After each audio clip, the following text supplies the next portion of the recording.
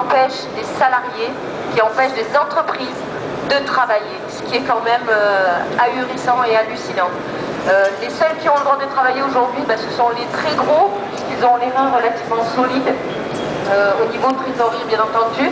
Le côté relationnel que nous avons avec nos salariés, le temps que nous avons pris dans nos entreprises, je parle d'implication personnelle, donc pas des horaires de 8 heures par jour, mais des 10, 12 heures, voire 15 heures de travail, anéanti parce que au remaniement gouvernemental, l'importation des soi-disant panneaux chinois a pris le dessus sur tout le marché photovoltaïque.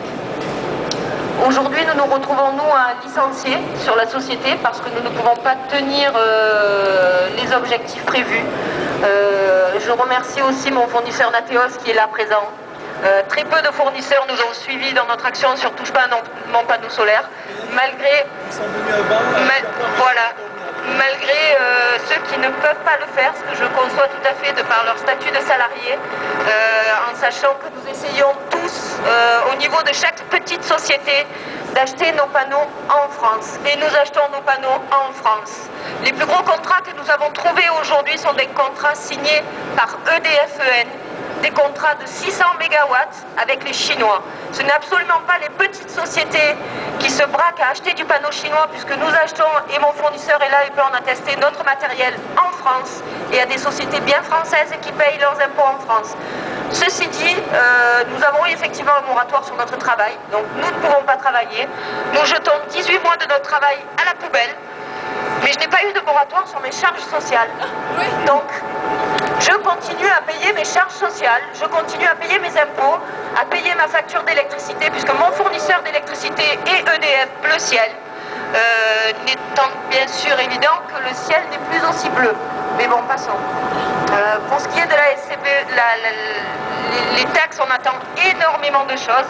J'aimerais rappeler juste une petite phrase de ce président qui m'avait à l'époque donné confiance pour créer notre société, puisque nous sortons de 19 ans de salariat quand nous avons créé Solaris.